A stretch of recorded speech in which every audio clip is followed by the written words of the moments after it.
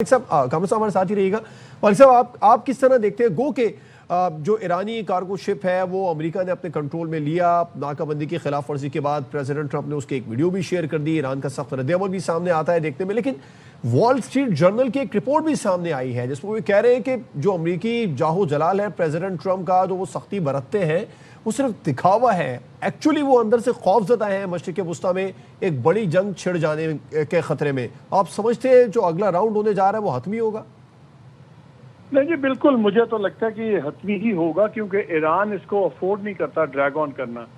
Iran को पता है कि ये कोई महीनों की बात नहीं होगी, ये अब दिनों में ही ये फैसले होंगे, क्योंकि ईरान अफोर्ड नहीं करता इस जंग को एक हद से ज़्यादा खींचना। और बिकॉज उसको पता है कि पहले ईरान में से एक बहस शुरू हो गई है कि क्या हमने 2 हफ्ते भी जो दे दिए हैं, ये हमने गलती तो नहीं की कि ईरान वो इजराइल अमेरिका अपने असले के स्टॉक्स को रिफर्बिश करे, सब कुछ करे और नए जाहो जलाल से आए। सो ईरान कांट अफोर्ड कि ये एंडलेस ड्रैग। ईरान 2 चीज़ें अफोर्ड नहीं करता, एक तो ये टेम्पररी सीज फायर अफोर्ड नहीं करता, उसको फैसला कौन एग्रीमेंट चाहिए और उसको चाहिए भी अब। और आप एक चीज़ देखिए कि जो ईरान का अभी तक रिएक्शन आया है बड़ा सख्त, वो किस लेवल पे आया है? अभी वो स्पोक्स पर्सन की लेवल पे आया है। सो उनके सदर की जो आज गुफ्तगू चल रही है, उन्होंने भी मुज़ाकरात की बात की है। उन्होंने भी कहा कि हमें इसमें जो है ना दोनों मुल्कों के लिए मुज़ाकरात ही बेहतरीन रास्ता है। सो ये शिप वाला ये चीज़ें होती हैं, ये डेफिनेटली एक बम्प इन द रोड है।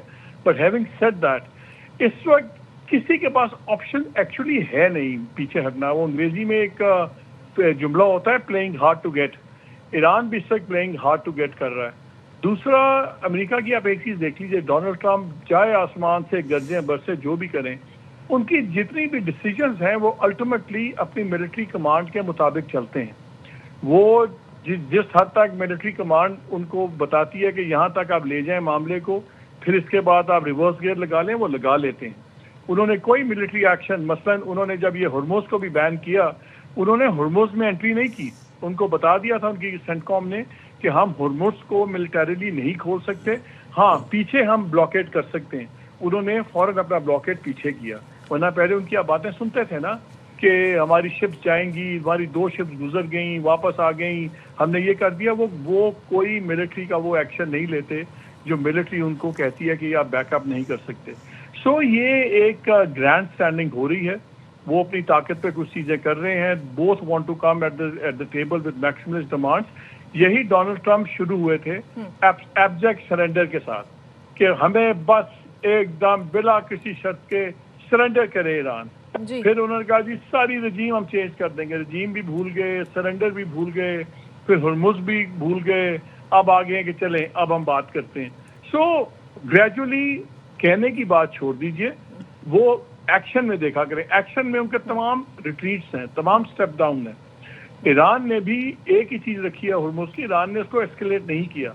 तो ये नेगोशिएटिंग टैक्टिक्स हैं, उनकी एक पर्सनैलिटी है। लेकिन मुझे कोई ये एक ज़ाहिर है अनप्लेजेंट चीज़ हुई है। हम पहले भी मैं बात कर रहा था कि लेबनान में जो कर रहा है इसराइल, उसने अभी फिर बॉम्बिंग्स की हैं, घर भी तोड़ है। ईरान ने इस वक्त उस चीज़ को नहीं छेड़ा, उस पर 1-2 स्टेटमेंट्स दी, ये नहीं कहा कि इसकी वजह से अब हम टॉक्स में नहीं जाएंगे।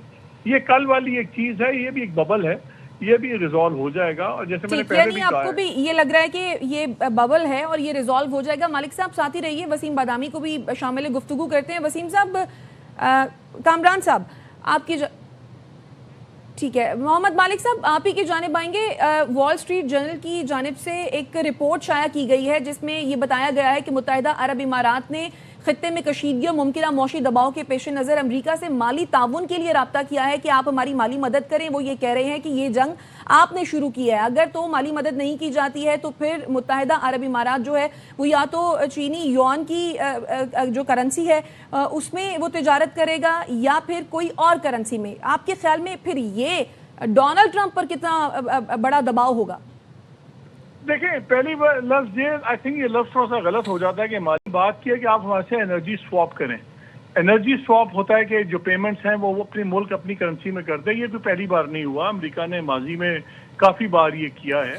और डेफिनेटली एक एडिशनल प्रेशर है कि वो कहेंगे ठीक है जी फिर हम दूसरी करेंसी में जाते हैं।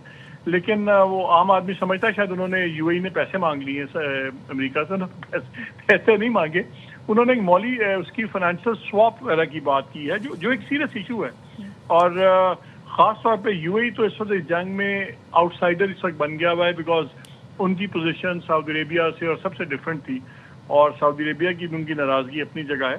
کہ یہ ہر عوامل کا ایک پریشر ہوتا ہے. دیکھیں وہ قطرے قطرے سے دریا بنتا ہے نا، تو پریشر کہیں کسی چیز کا تھوڑا ہوتا ہے، کسی کا امیڈیٹ فیوچر کا پریشر ہوتا ہے، کئی چیزوں کا مڈ ٹو لانگ ٹرم ہوتا ہے. کیونکہ دیکھیں اگر آج بھی جنگ بند ہو جائے، اگر آج کل سائن ہو جائیں، سب کچھ بند ہو جائیں، تو پھر بھی یہ سپلائی لائنز واپس آنے میں، ساری چیزیں ہونے میں، پرائسز نیچے آنے میں آپ کو 5 سے 6 ماہ لگ جائیں گے.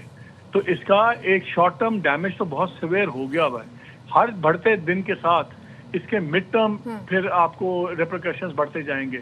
اور اگر خدا نخواستہ یہ 2-3 ہفتے اور چل گیا معاملہ، 4 ہفتے، تو پھر اس کے لانگ ٹرم بہت ڈیمیجز ہیں جو امریکہ کے لیے بھی ہیں، سب کے لیے.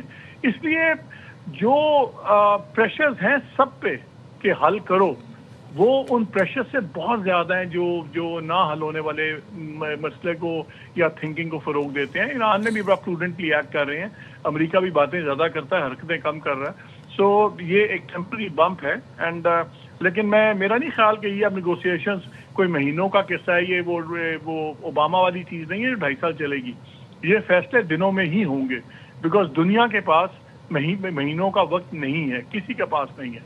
اس کے اپنے الیکشنز. اور ایک بات اور میں آپ کو پوائنٹ آؤٹ اور مالک صاحب خود ڈونلڈ ٹرمپ صاحب کے پاس بھی تو وقت نہیں ہوگا نا، کیونکہ انہوں نے چائنا کا دورہ کرنا ہے. 15 مئی کو اس کا چائنا کا دورہ بہت امپورٹنٹ ہے ڈونلڈ ٹرمپ کا. پہلے ایک بار پوسٹ ہوا ہوا ہے. یہ چیزیں everything has to be done locked and signed before that. یہ ایک بہت امپورٹنٹ چیز ہے. تو یہ اب آپ دیکھیں گے انشاءاللہ، یہ دنوں کی بات ہے، یہ مہینوں کی بات نہیں ہے. اور مالک صاحب دباؤ بھی تو بڑھتا جا رہا ہے نا. ہم نے دیکھا تھا کہ پہلے نیٹو کنٹریز نے ہرمز کھلوانے سے انکار کر دیا تھا، کہا ہمارا معاملہ نہیں ہے، ہم بیچ میں نہیں پڑیں گے. دوست ممالک نے منع کیا. پھر اب ہم نے دیکھا وال اسٹریٹ جرنل کی رپورٹ کے مطابق یو اے ای یہ کہہ رہا ہے کہ بھائی ہماری مالی مدد کی جائے، آپ اس جنگ میں آئے ہیں، اور اگر نہیں کیا تو ہم چائنیز کرنسی یا پھر کسی اور کنٹری میں، کسی اور کرنسی میں اس کی ٹریڈ کر سکتے ہیں. اتنا بڑا دباؤ آپ سمجھتے ہیں امریکہ جو خود کو سپر پاور کہتا ہے، ایک بڑا سوالیہ نشان اٹھ رہا ہے اس پر؟ نہیں، اس کے خالی یہ وجہ نہیں. آپ دیکھیے نا، امریکہ کو 2 چیزیں سمجھ آ گئی ہیں. ایک تو ان کو آ گئی ہے کہ اتنی تباہی کی ایران نے گھٹنے نہیں ٹیکے، وہ رجیم نہیں اڑا سکے، وہ سڑکوں پہ لوگوں کو نہیں لا سکتے، نہ یہ بھی لا پائیں گے. اب ان کے پاس نیوکلیئر کا ایشو تھا. نیوکلیئر پہ ایران پہلے ہی مانا ہوا ہے کہ ہم نے آرمامنٹ نہیں کرنی، ہم نے اس کو ویپن گریڈ نہیں بنانا. یہ 1-2 عزت بیزتی والی چیزیں رہ گئی ہیں کہ کتنی انویسٹمنٹ کریں گے، کہاں کریں گے. اس پہ بھی پاکستان کی ہم نے بار بار آپ کو بتایا جو دونوں آفرز میز میں ہیں، اور میری اطلاع تو یہ ہے کہ ایران بھی اس کے ساتھ راضی ہو گیا ہوا ہے. سو امریکہ کے تو آبجیکٹو فارغ ہو گئے ہوئے پورے. وہ اپنا مڈ ٹرم پول بھی کیوں خطرے میں ڈالے، وہ اپنی مارکیٹس کو بھی کیوں خطرے میں ڈالے، وہ اپنے لوگوں کے لیے کیوں مشکلات کرے. اس نے اپنے ملک میں سیاست کرنی ہے. سو اور اس کے پاس ابھی کھیلنے کے لیے کیوبا ہے نا. وہ ایران سے نکل جائے گا تو ڈونلڈ ٹرمپ کیوبا پہنچ جائے گا. وہ 1 سائیڈڈ وار ہے، وہاں پہ اس کو زبردست قسم کی وکٹری مل جائے گی. تو اس کو تو پھر بھی اپنے لیے وکٹری چاہیے، وہ مل جائے گی. سو اس لیے اس کے ڈونلڈ ٹرمپ کے پولیٹیکل انٹرسٹ میں بھی نہیں ہے to carry it any further. تو جو اس نے لے لیا اس سے زیادہ وہ لے نہیں سکتا. ٹھیک.